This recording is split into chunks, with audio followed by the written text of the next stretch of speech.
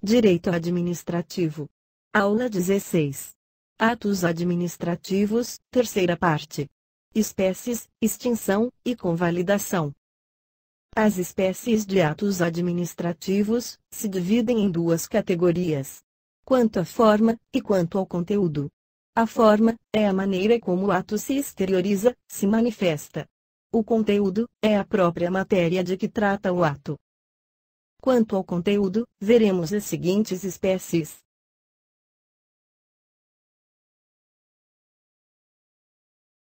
Espécies de atos administrativos, quanto ao conteúdo.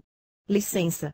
É o ato vinculado, unilateral, pelo qual a administração faculta alguém o exercício de uma atividade, uma vez demonstrado pelo interessado preenchimento dos requisitos legais exigidos.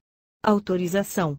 É o ato discricionário, geralmente precário, pelo qual a administração faculta o exercício de uma atividade pelo particular. Permissão. É o ato pelo qual a administração faculta a um particular a prestação de um serviço público, ou a utilização privativa de um bem público. É discricionário e precário. No entanto, quando se trata de permissão de serviços públicos, a precariedade deve ser vista com reserva. Voltaremos a esse assunto quando estudarmos as permissões de serviços públicos. Aprovação. É a manifestação discricionária da administração a respeito de outro ato.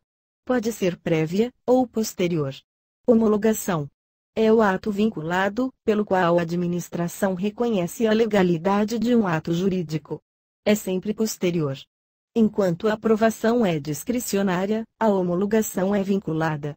Visto. É um ato que se limita à verificação da legitimidade formal de outro ato, sem significar concordância. Esses três tipos de atos pressupõem sempre a existência de um outro ato. Admissão. É o ato vinculado, pelo qual a administração reconhece ao particular, que preencha os requisitos legais, o direito à prestação de um serviço público.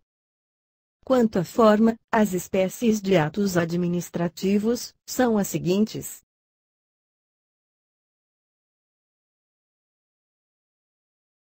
Decretos. São os atos provenientes do chefe do executivo, no uso de suas atribuições específicas. Em regra, são atos gerais. Mas o decreto expropriatório é individual. Portaria. É fórmula pela qual a autoridade de nível inferior ao chefe do executivo, seja de qualquer escalão de comando que for, expede instruções sobre a organização e funcionamento de serviço, e pratica outros atos de sua competência, transmitindo decisões de efeito interno. Circular. Segundo a definição de Maria Silvia Di Pietro, é o instrumento de que se valem as autoridades para transmitir ordens internas uniformes a seus subordinados. Não há uma distinção conceitual clara entre portaria e circular. Alvará. É o instrumento formal, expedido pela administração, no qual ela expressa a quiescência, no sentido de ser desenvolvida certa atividade pelo particular. Parecer. É a manifestação opinativa de um órgão consultivo, expendendo sua apreciação técnica sobre o que lhe é submetido. Alguns autores não consideram os pareceres como atos administrativos, por não serem manifestação de vontade da administração. Assim é que foram tratados na aula anterior. Despacho. É ato administrativo praticado no curso de um processo administrativo, para lhe dar seguimento. Extinção do ato administrativo. A extinção pode se dar por motivos voluntários ou involuntários. Extinção por motivos involuntários. Extinção natural. Ocorre com o cumprimento normal dos efeitos do ato. Subjetiva. É a extinção que se dá com o desaparecimento do sujeito que se beneficiou do ato. Objetiva. Ocorre com o desaparecimento do objeto do ato. E caducidade. Se dá com o advento de nova legislação, que impede a permanência da situação anteriormente consentida. Extinção voluntária. Anulação. Já vimos em outras oportunidades. É a extinção por razões de ilegalidade. Revogação, por razões de conveniência e oportunidade. Cassação, quando o beneficiário de determinado ato descumpre condições que permitem a manutenção do ato e de seus efeitos. Quando se fala em anulação, precisamos saber que existe a convalidação.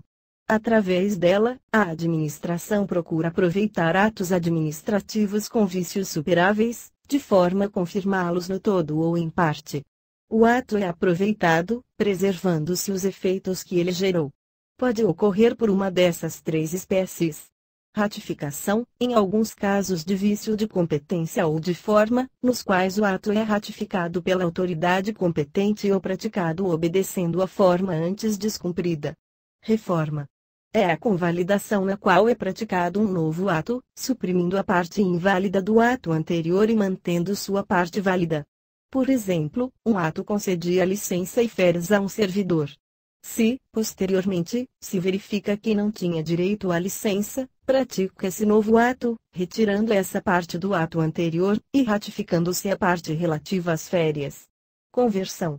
Por meio dela, a administração, depois de retirar a parte inválida do ato anterior, processa sua substituição por uma nova parte, de modo que o novo ato passa a conter a parte válida anterior, e uma nova parte, nascida esta com o ato de aproveitamento. Por exemplo, um ato promoveu Antônio por merecimento, e Beatriz por antiguidade. Se, posteriormente, se verifica que Beatriz não deveria ter sido promovida, mas Carlos, pratica esse novo ato, mantendo a promoção de Antônio, e substituindo a parte de Beatriz, por Carlos. Revisão. Essa foi a última aula sobre atos administrativos. Vimos as espécies de atos, que podem ser classificadas nas espécies quanto ao conteúdo, e quanto à forma. Quanto ao conteúdo, estudamos a licença, autorização, permissão, aprovação, homologação, visto e admissão. Quanto à forma, vimos que os atos podem ser decreto, portaria, circular, alvará, parecer e despacho. A extinção de um ato administrativo pode ser involuntária ou voluntária. A involuntária pode ser natural, subjetiva, objetiva ou caducidade. A voluntária pode ser anulação, revogação ou cassação. A convalidação do ato, que é seu aproveitamento, pode se dar mediante ratificação, reforma e conversão.